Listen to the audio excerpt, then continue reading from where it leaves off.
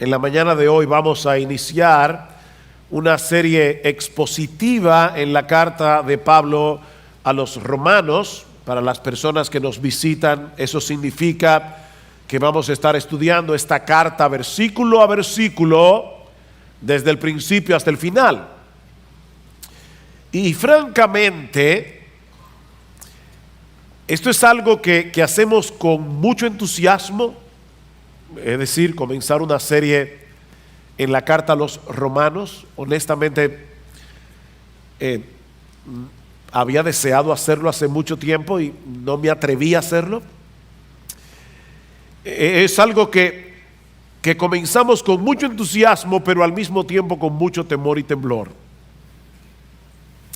La carta de Pablo a los romanos es el Everest del Nuevo Testamento. Es el pico más alto del Nuevo Testamento y de las cartas de Pablo en manera particular. Es la carta magna del Nuevo Testamento. Es imposible tener un conocimiento preciso del Evangelio y sus implicaciones sin una comprensión apropiada del contenido de esta epístola. A pesar de no haber sido la primera carta escrita por el apóstol Pablo, probablemente la primera fue Gálatas o Primera Tesalonicenses, esta carta fue colocada en primer lugar. Los evangelios, los hechos, luego comienzan las cartas, y la primera precisamente es la carta de Pablo a los romanos, y no solo por ser la más larga, sino también por la enorme importancia doctrinal y práctica de esta epístola. La carta a los romanos, en la providencia divina, ha jugado un papel fundamental en la propagación del Evangelio de Jesucristo a lo largo de toda la historia de la iglesia.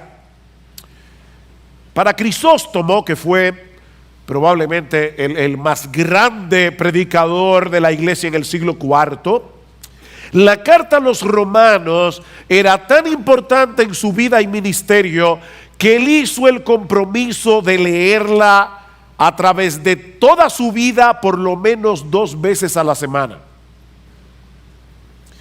Crisóstomo decía que Romanos es indiscutiblemente el compendio más complejo y profundo de todas las verdades sagradas más fundamentales de la Biblia.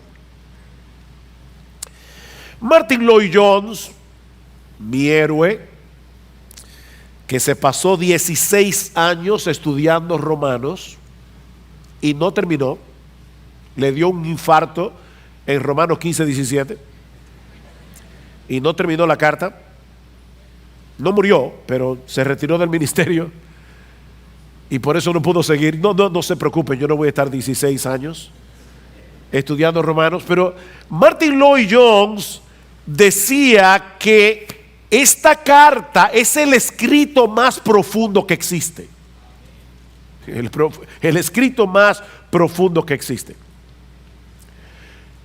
Fue la carta a los romanos el medio que el Señor usó para traer a salvación a Agustín de Hipona, uno de los teólogos más influyentes que ha tenido la iglesia a través de la historia, hasta el día de hoy.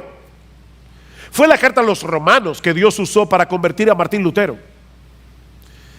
Su conversión al cristianismo se debió primariamente a su entendimiento de Romanos capítulo 1, versículos 16 y 17, porque en el Evangelio la justicia de Dios se revela por fe y para fe, como está escrito: el justo por la fe vivirá. De hecho, podemos decir sin lugar a dudas que la reforma protestante del siglo XVI no fue otra cosa que la consecuencia de un entendimiento más claro y profundo de la carta a los romanos.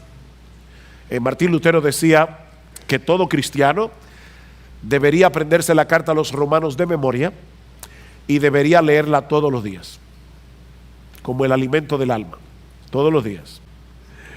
William Tyndale, el que tradujo la Biblia al inglés a principios del siglo XVI, durante el reinado de Enrique VIII, dijo una vez que ningún hombre puede leer esta carta demasiado a menudo o estudiarla demasiado bien.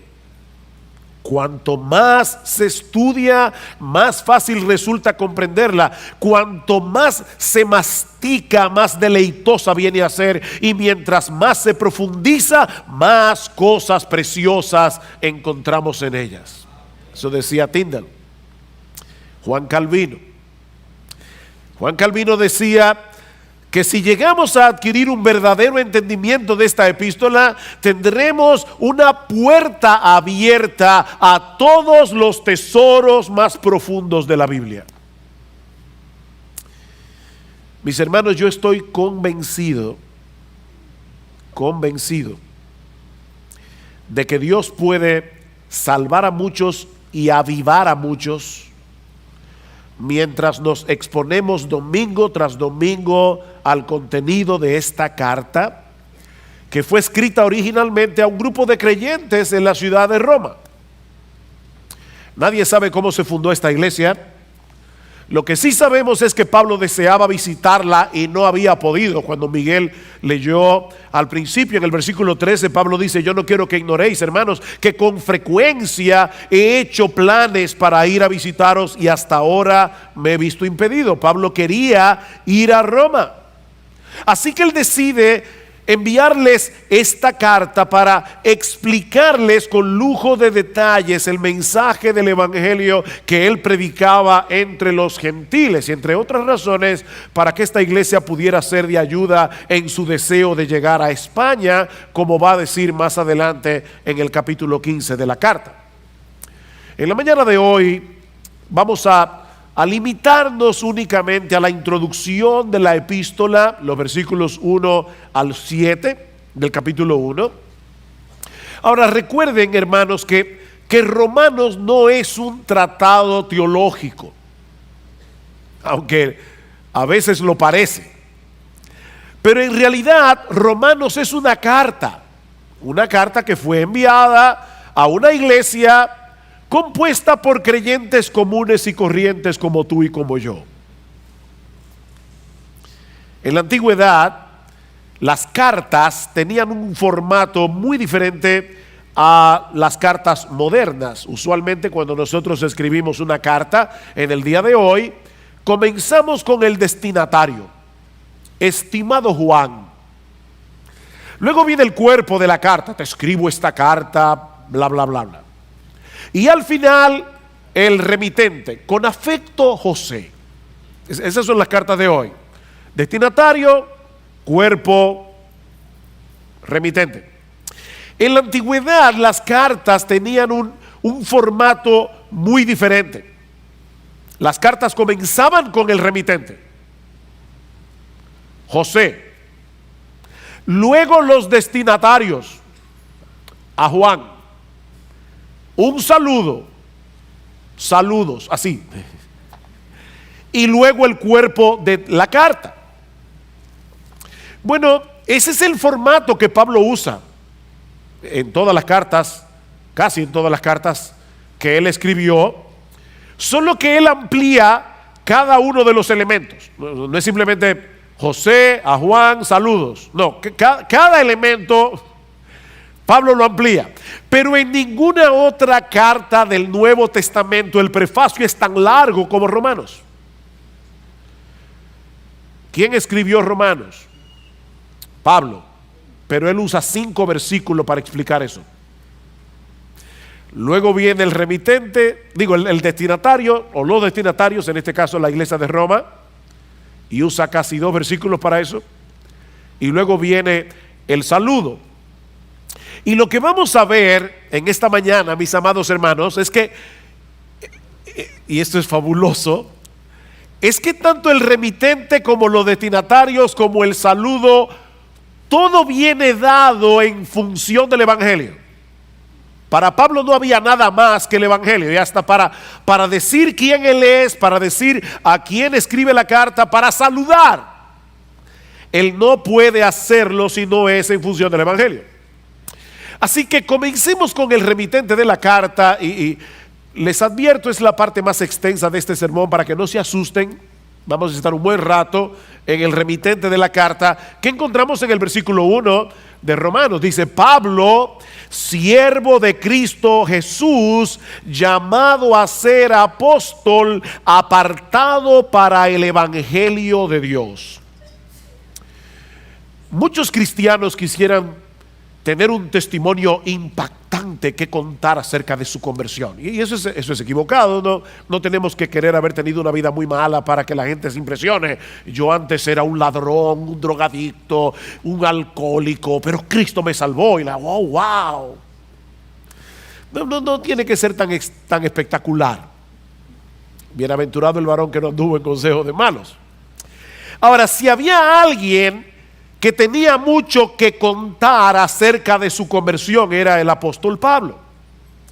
Este hombre había sido un fariseo que en su celo por el judaísmo había llegado a ser un perseguidor de la iglesia, hasta que tuvo un encuentro con el Cristo resucitado camino a Damasco, y todo cambió. Y Pablo compartió varias veces esta historia de conversión, así que es apropiado en ciertos contextos que nosotros digamos cómo fue que el Señor nos salvó. Pero al presentarse delante de esta iglesia que no lo conocía personalmente, Pablo pasa por alto totalmente su espectacular historia de conversión y se presenta a sí mismo como un esclavo de Jesucristo, llamado a ser apóstol, apartado para el evangelio de Dios. Esa es su tarjeta de presentación. El Señor Jesucristo había decidido tomar a este antiguo perseguidor de la iglesia no solo para hacerlo suyo, uno de sus esclavos, que es la traducción literal de la palabra siervo que aparece en el versículo 1. Pablo se veía a sí mismo como un esclavo de Jesucristo, sino también para ser uno de sus apóstoles. De hecho, más adelante Pablo va a decir en el versículo 5, por medio de quien hemos recibido la gracia y el apostolado.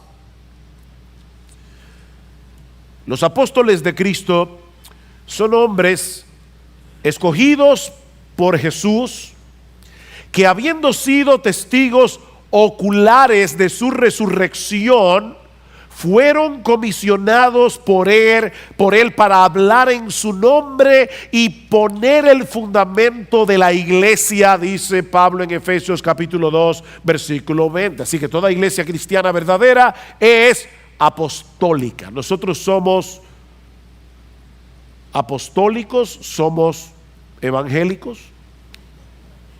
católicos, apostólicos y evangélicos, no romanos.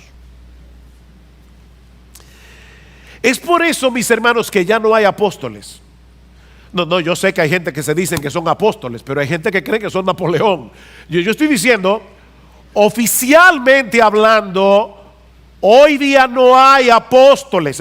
Una persona que se llame apóstol, sencillamente, y tal vez lo hace con un buen corazón, pero está sinceramente equivocado. No hay apóstoles en el día de hoy, porque los apóstoles pusieron el fundamento de la iglesia. Yo no sé cuántos ingenieros y arquitectos hay aquí, pero todo el mundo sabe que el fundamento de una edificación se pone una sola vez y para siempre. ¿Ok? Pero aparte de eso, Cristo encargó a estos hombres que fueron testigos oculares de su resurrección para ser apóstoles, y Pablo dice claramente en 1 Corintios capítulo 15 versículo 8 que el último ser humano que vio a Cristo resucitado fue él, camino a Damasco. Por eso él podía ser apóstol. Cristo se le apareció a Pablo para que él fuera un apóstol. Hay que ver al Cristo resucitado.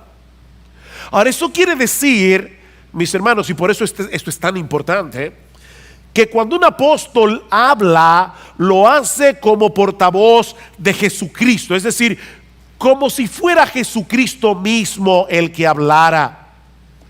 Así que al leer esta carta de Pablo a los romanos, debemos recordar que este no es un documento privado escrito por un creyente del primer siglo que estaba preocupado por una iglesia en la ciudad de Roma. No, Pablo escribe esta carta con la autoridad de un apóstol. De manera que en última instancia, la revelación del Evangelio que encontramos en esta carta no se origina en Pablo, se origina en Jesús. Algunas personas hablan de el Evangelio de Pablo. No, este no es el Evangelio de Pablo. Este es el Evangelio de Jesús.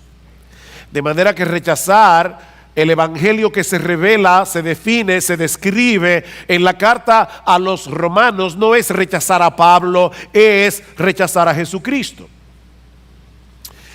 Ahora, cuando nosotros mencionamos la palabra evangelio, no debemos suponer que todo el mundo entiende la misma cosa. Así que ahora Pablo todavía está en el remitente, él está tratando de decir a la iglesia de Roma quién él es.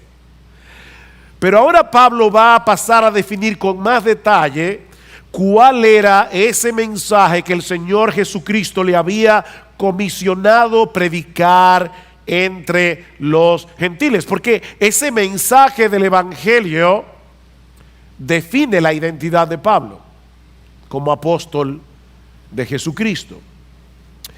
Y hay básicamente 5 cosas que Pablo menciona en este prefacio acerca del Evangelio, comenzando con el origen del Evangelio. Noten una vez más el versículo 1.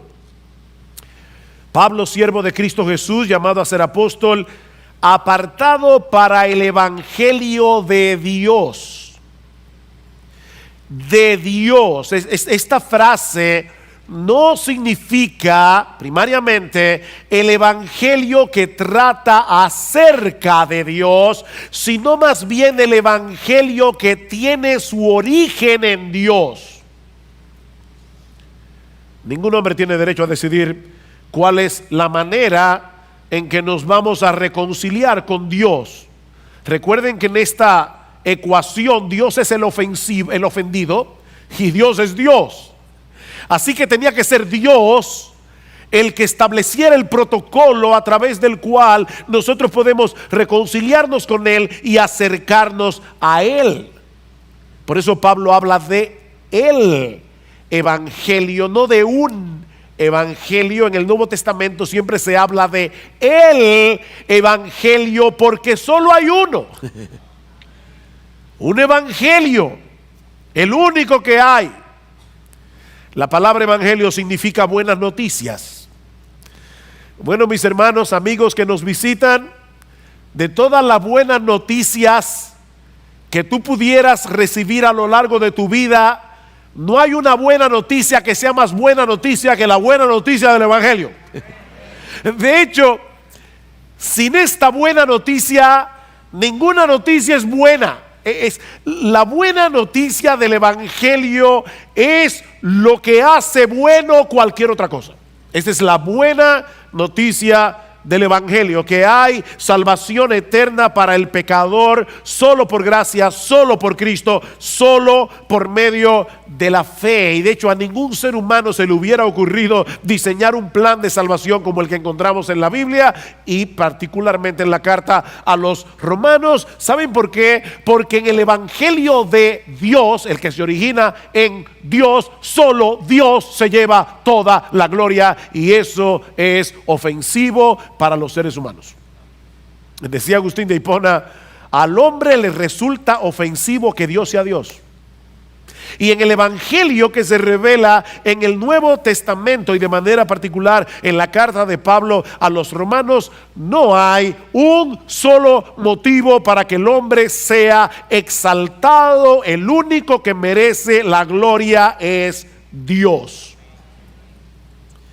Este es el evangelio de Dios.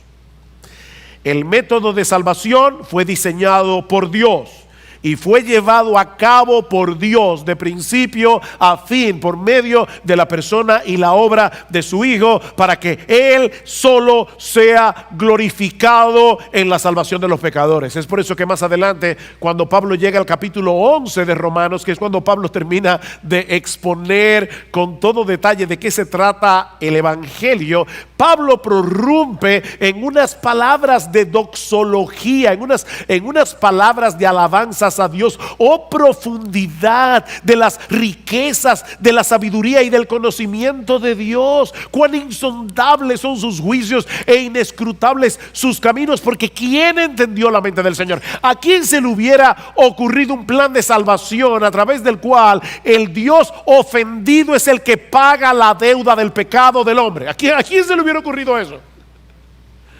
Para que Él sea el justo y el que justifica al que es de la fe de Jesús. Dice Pablo, oh profundidad, ¿quién ha conocido la mente del Señor? ¿O quién llegó a ser su consejero? ¿O quién le ha dado a Él primero para que se le tenga que recompensar?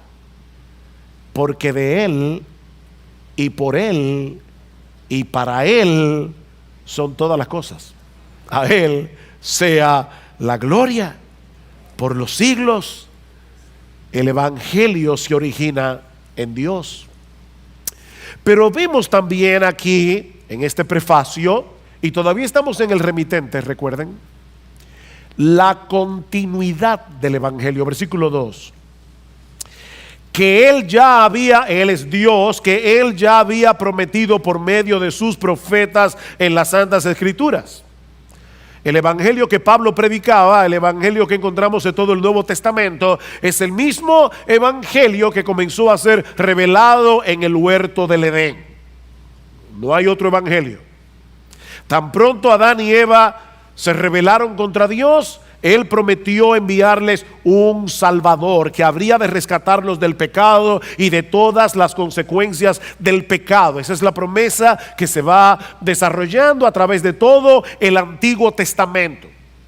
Y todos los creyentes del Antiguo Pacto se salvaron porque pusieron su confianza en esa promesa.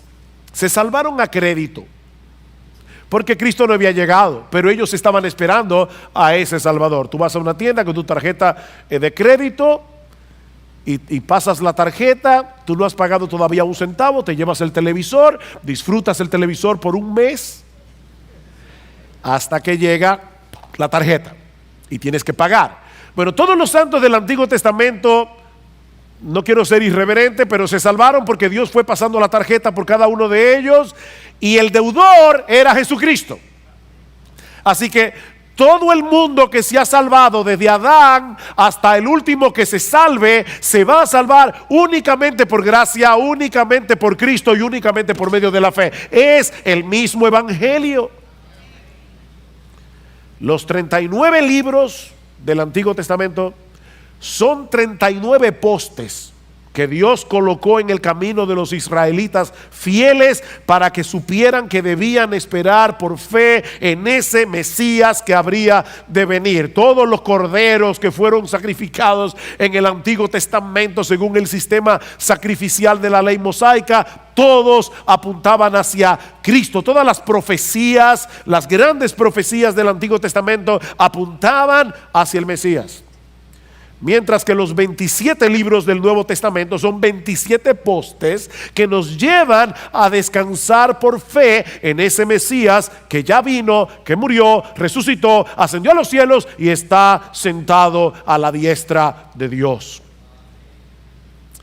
De manera, mis hermanos, que este evangelio, el único que hay, es certificado tanto por los profetas del Antiguo Testamento como por los apóstoles del Nuevo Testamento, y en el medio por Jesús mismo. Y la unidad de su testimonio es una prueba poderosa, contundente, irrebatible de la veracidad del evangelio.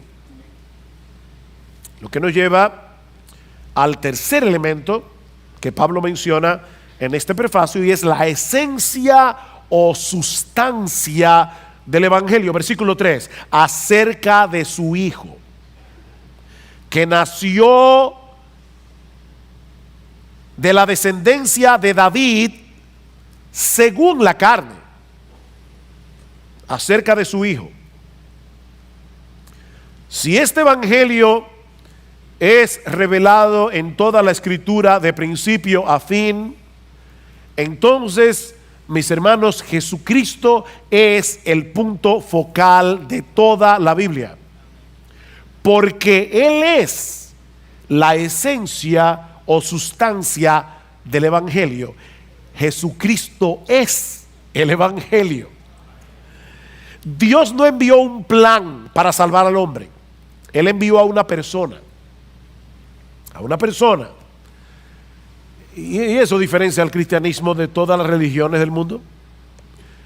Todas las religiones te ofrecen reglas, rituales, consejos a través de los cuales los hombres pueden acercarse a Dios, pero el Evangelio más bien nos revela lo que Dios ya hizo a través de la persona y la obra de su Hijo para que los hombres pudieran reconciliarse con Él. Jesucristo y su obra conforman la sustancia del Evangelio. Él es la buena noticia del Evangelio. Como dice Juan Calvino, todo el Evangelio está contenido en Cristo. Y por lo tanto, alejarse solo un paso de Cristo significa alejarse del Evangelio.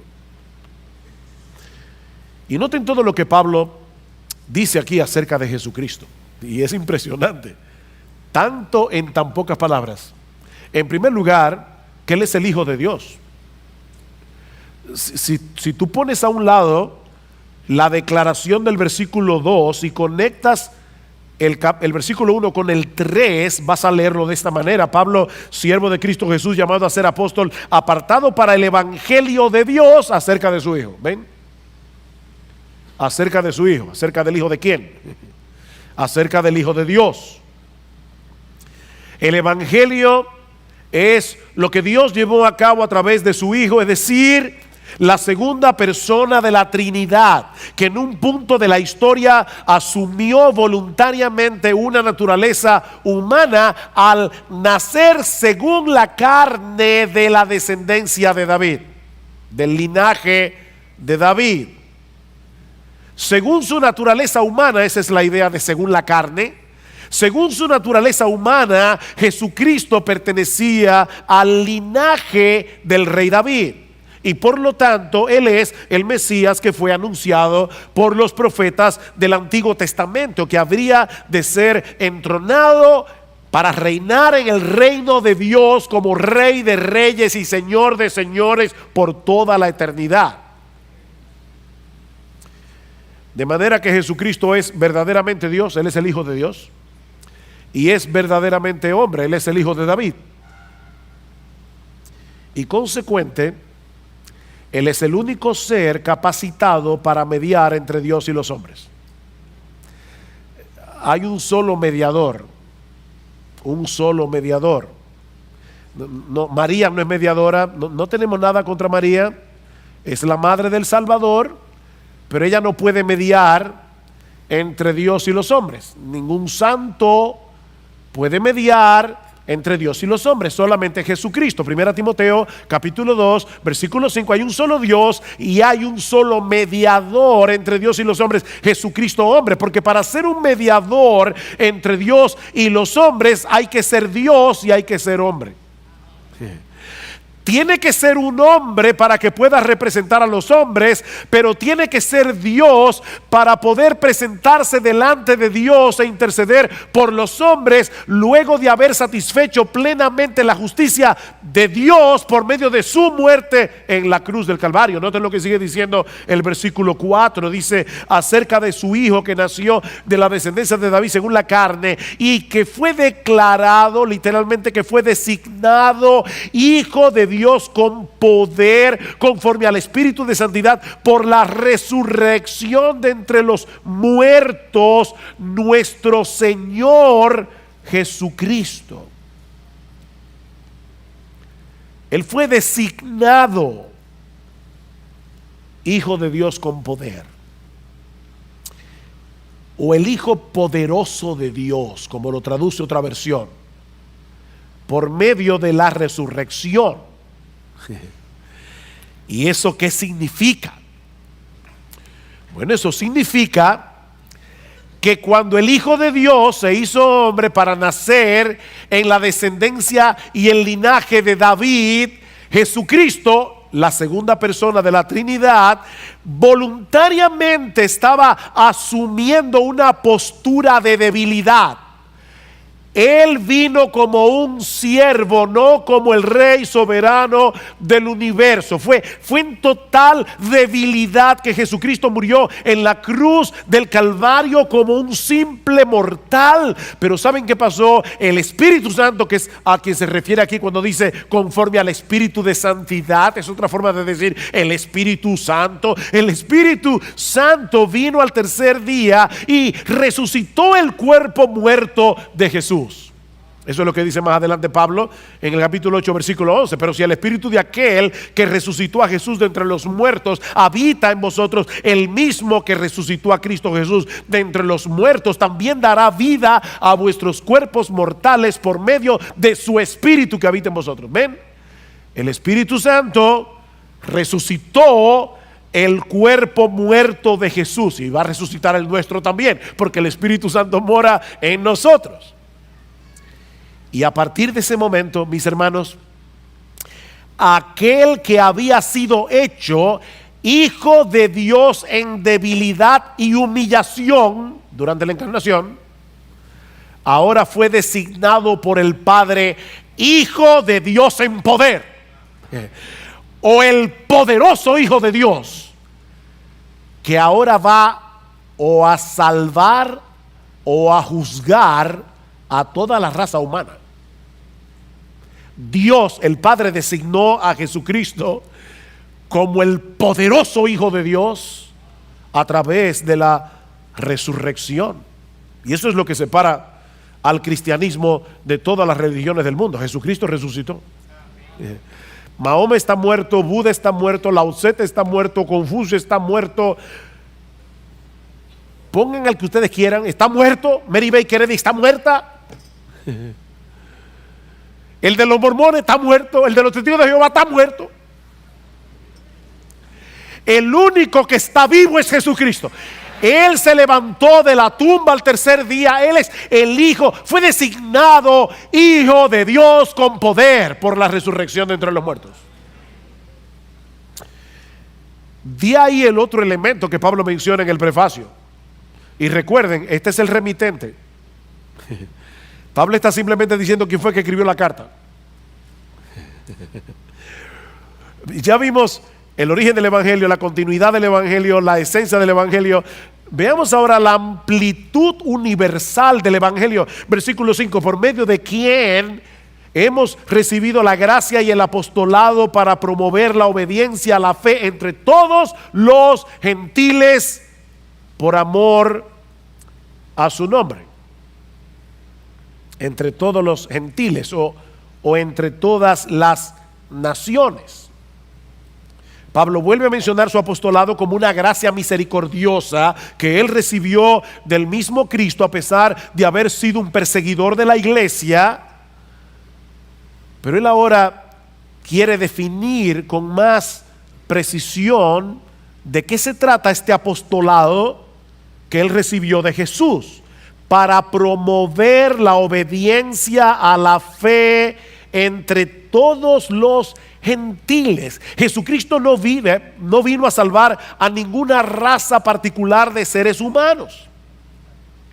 Él es el único que puede dar salvación a cualquier pecador independientemente de su cultura, independientemente de su nacionalidad. Yo soy el camino y la verdad y la vida. Nadie viene al Padre sino por mí. El apóstol Pedro dice en Hechos capítulo 4 versículo 12 que en ningún otro hay salvación. En ningún otro hay salvación, porque no hay otro nombre bajo el cielo dado a los hombres en el cual podamos ser salvos. No importa si nació en República Dominicana, no importa si nació en Corea del Norte, no importa si nació en Arabia Saudita, hay un solo nombre a través del cual los hombres pueden ser salvos y es Jesucristo.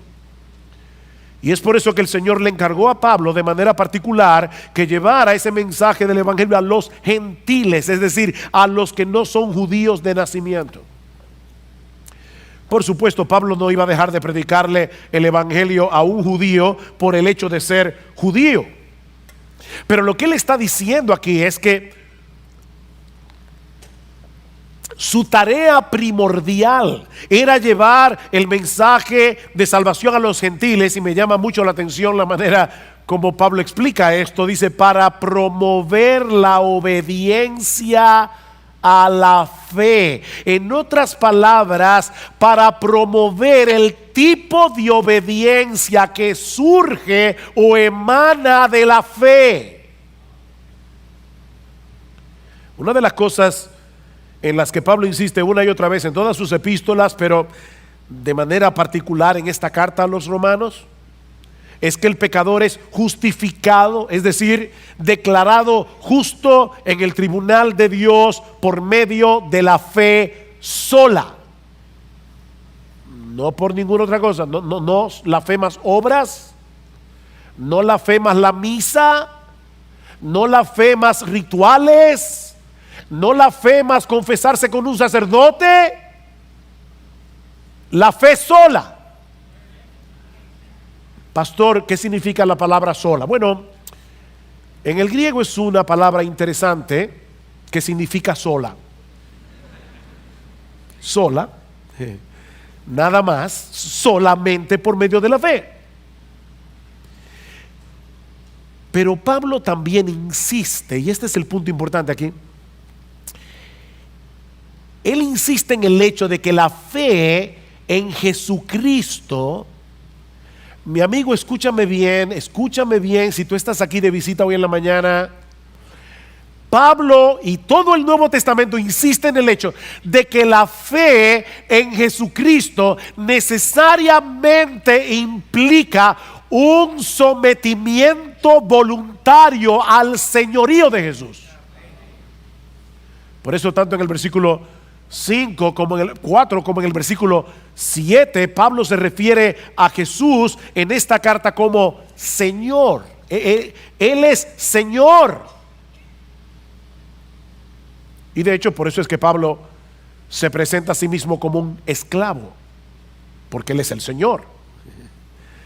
Y eso no es exclusivo de Pablo. No es que Pablo era esclavo de Jesús y nosotros los otros cristianos no. No, hermanos, esa es la condición de todo aquel que ha creído de verdad en Jesucristo, porque Él es el Señor. Mira, mi amigo, déjame decirte algo muy importante. A final de cuentas, todos aquí somos esclavos de alguien. Aquí no hay nadie que no sea un esclavo. Pero somos esclavos de diferentes amos.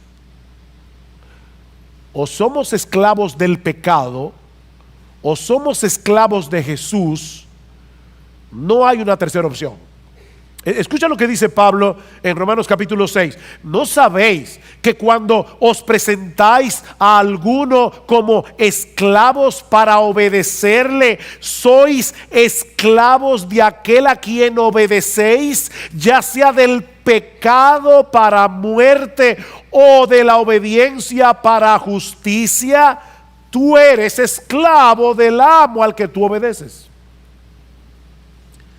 Si eres esclavo del pecado, vas a obedecer al pecado.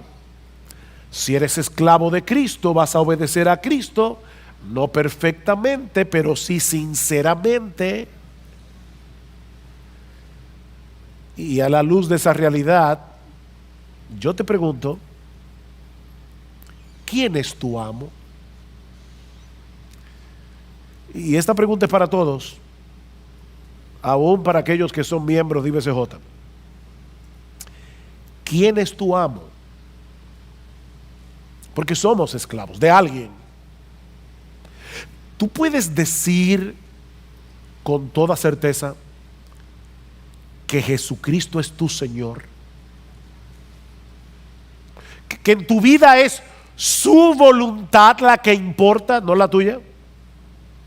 De manera que si hay un conflicto entre tu voluntad, lo que tú quieres hacer, y la clara voluntad de Jesús revelada en su palabra, hay una lucha. Sí, hay una lucha porque el pecado todavía mora en ti, pero tú quieres obedecer a Jesús y tú quieres pecar. Ahí está el problema.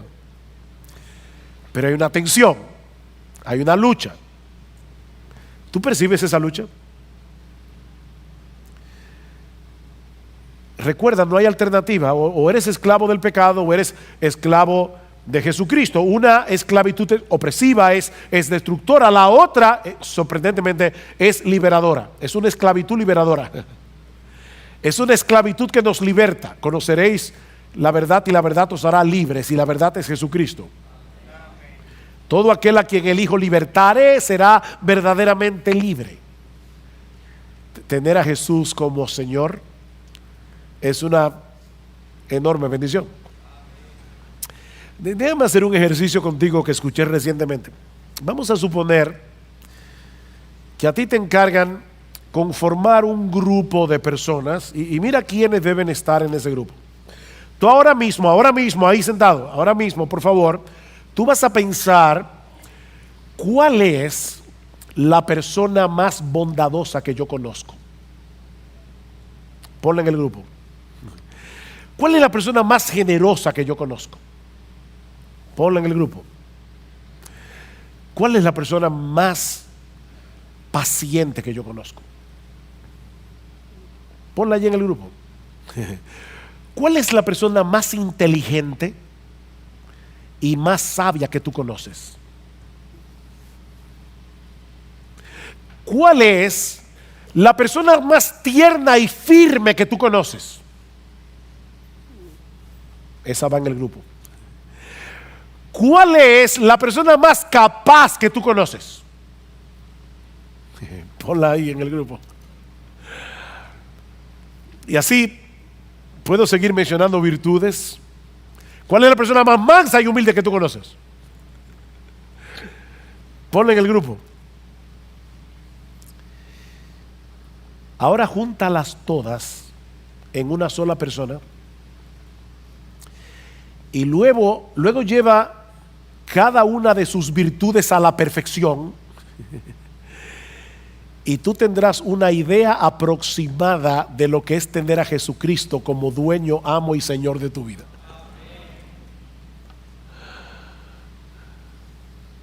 Él es indescriptible.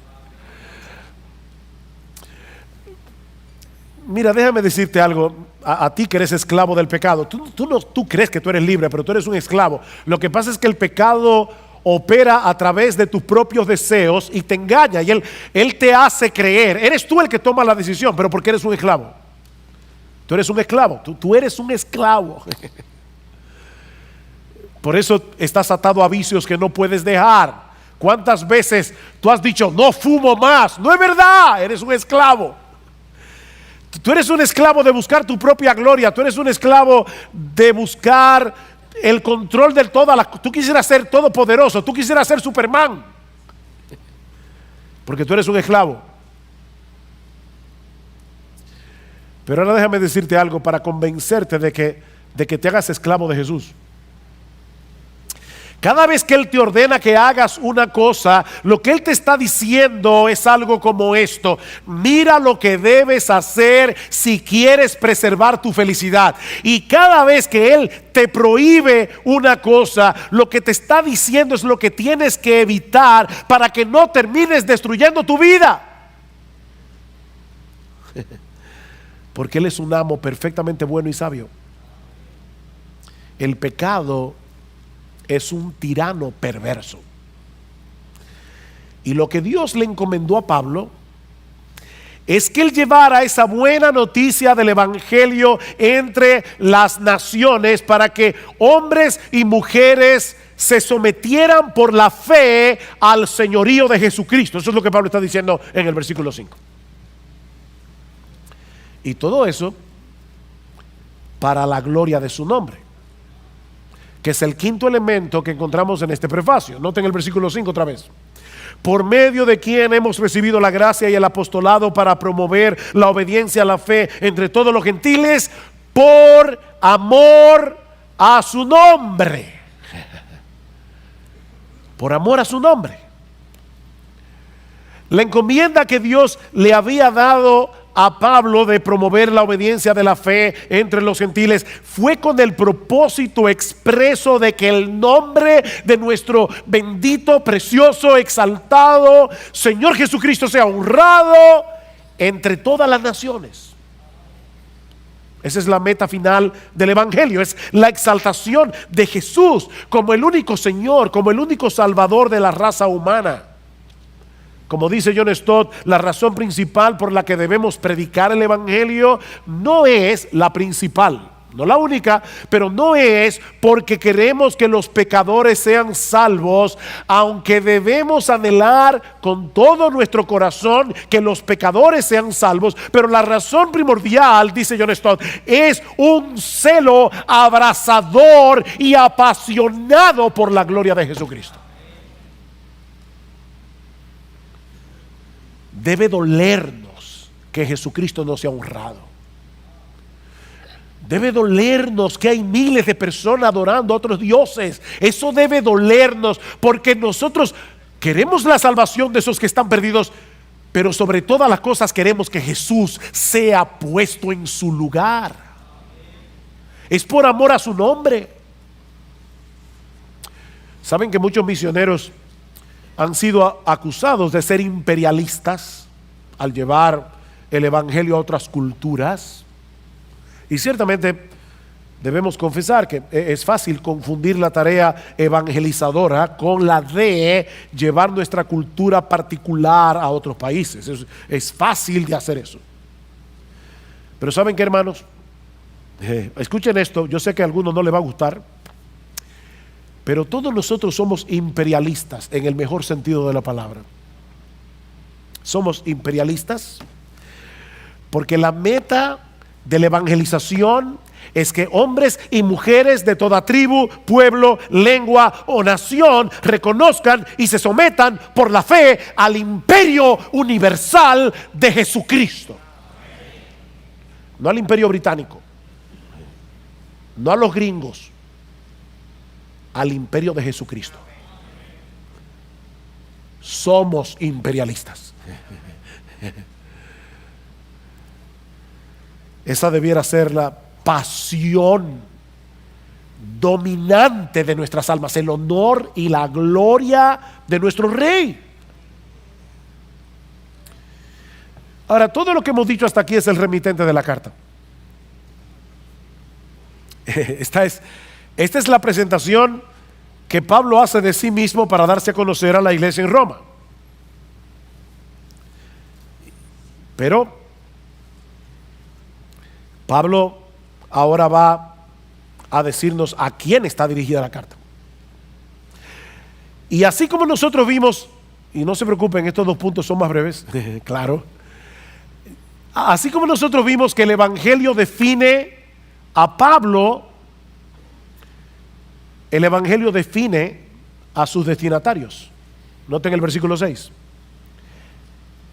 Dice, por amor a su nombre, entre los cuales... Aquí está el destinatario.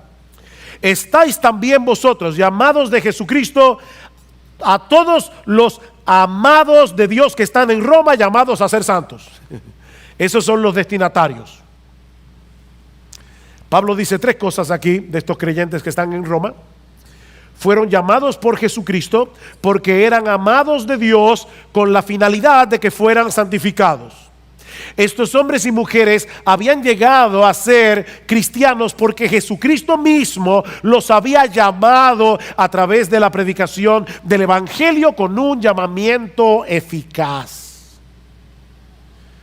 El Señor dice en Juan capítulo 10 que sus ovejas escuchan su voz y por eso vienen a Él. Pero Pablo aclara en la carta a los romanos que esa voz de Cristo no viene directamente desde el cielo, sino a través de la predicación del Evangelio. ¿Cómo oirán sin haber quien les predique? Porque la fe viene por el oír y el oír por la palabra de Dios. La fe viene por el oír la voz de Jesús, que es oída a través de la predicación de su palabra. ¿Y cuáles son esas ovejas que sin lugar a dudas responderán al llamado del evangelio en arrepentimiento y fe? Jesucristo dice: aquellas que el Padre me dio, dice Jesús en Juan 10, mis ovejas oyen mi voz y yo las conozco y me siguen, y yo les doy vida eterna y jamás perecerán y nadie las arrebatará de mi mano. Escuchen, mi Padre que me las dio, mi Padre que me las dio es mayor que todos y nadie las puede arrebatar de la mano de mi Padre. Estas ovejas fueron elegidas por el Padre desde antes de la fundación del mundo, como dice Pablo en Efesios 1, simplemente porque Dios las amó.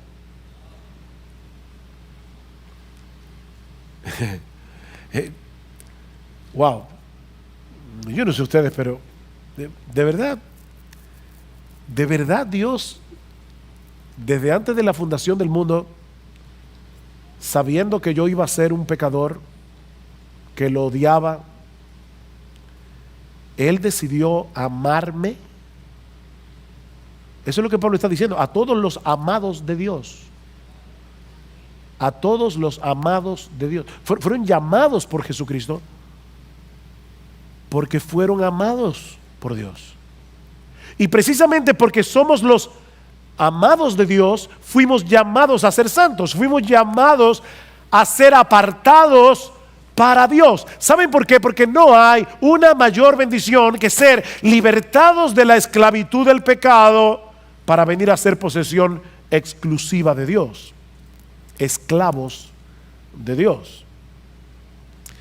La santificación es la evidencia de que somos amados. Los amados son santificados, los santificados son amados. Los que no pueden dar evidencia de su santificación tampoco tienen evidencia del amor de Dios, porque Dios a los que ama santifica. Y mis hermanos, esa es nuestra identidad. ¿Se dan cuenta? Una identidad que es definida en función del evangelio otra vez. Lo que te define nuestro estatus social, rico, pobre, clase media. Lo que te define nuestra educación, analfabeto, profesional, ingeniero. Lo que te define no es tu estado civil, casado, soltero. Lo que te define, si tú eres un creyente, es Jesucristo. Por encima de cualquier cosa tú eres cristiano. Esa es tu identidad. Jesucristo te llamó eficazmente a ser santo porque Dios el Padre te amó y te escogió desde antes de la fundación del mundo para que fueras exclusivamente suyo y nadie te puede quitar eso. Lo que nos lleva al saludo. Un saludo que otra vez Pablo expresa en términos del evangelio, versículo 7 en la mitad. El saludo: gracia a vosotros y paz de parte de Dios nuestro Padre y del Señor Jesucristo. El evangelio otra vez. Esta es en cierto modo una versión nuevo testamentaria de la bendición arónica que los sacerdotes del Antiguo Testamento tenían que decir sobre el pueblo de Israel. El Señor te bendiga y me encanta esa bendición. El Señor te bendiga y te guarde. El Señor haga resplandecer su rostro sobre ti y tenga de ti misericordia, gracia. El Señor alce sobre ti su rostro y te dé paz. La gracia resume todas las bendiciones que los creyentes recibimos de la mano de Dios sin merecerlas, mientras que la paz es el resultado que produce el hecho de ser los receptores de esa gracia. Ahora tenemos paz con Dios por medio de Jesucristo, como dice Pablo en Romanos capítulo 5 versículo 1. Tenemos paz los unos con los otros porque somos parte del mismo cuerpo y fuimos todos reconciliados con el mismo Dios. Y por si todo eso fuera poco, ahora también podemos experimentar la paz de Dios que sobrepasa todo entendimiento, no importa las circunstancias en las que nosotros estemos. Solo porque somos los amados y favorecidos de Dios. únicamente por causa de Jesucristo, únicamente por causa de su obra en la cruz del Calvario. Hermanos, así introduce Pablo este monumental tratado del Evangelio, dirigido a un grupo de creyentes, como decíamos al principio, hombres y mujeres ordinarios, como tú y como yo. Esta carta no fue dirigida a un grupo de teólogos que se estaban preparando en un seminario para ser pastores. No, hermanos, lo que Pablo nos revela en esta carta por inspiración del Espíritu Santo es lo que Jesucristo, tu Señor, tu Salvador, quiere que tú sepas acerca del Evangelio. Eso es lo que tú y yo necesitamos entender acerca del Evangelio. Porque fuera de ese Evangelio no hay salvación para nadie. Y fuera de ese Evangelio no hay crecimiento espiritual para nadie. Este es el Evangelio que salva y santifica. Es mi oración al empezar esta serie, que el Señor ilumine los ojos de nuestro entendimiento en la medida en que nos exponemos cada semana al contenido de esta carta. Que muchos sean salvados por el poder de su palabra predicada, y que entre los creyentes de esta iglesia de verdad Él obre un avivamiento. Un avivamiento. Un avivamiento de piedad, un avivamiento de santidad, un avivamiento de gozo, un avivamiento de obediencia, un avivamiento de gratitud. Mientras crecemos en nuestro entendimiento de nuestra identidad en Cristo y en el Evangelio que define esa identidad. Mientras contemplamos con asombro todo lo que Dios nos ha dado solo por gracia, solo por Cristo, solo por medio de la fe, para que solo Él reciba toda la alabanza, la honra y el honor, porque de Él y por Él y para Él son todas las cosas. A Él sea la gloria por siempre. Amén.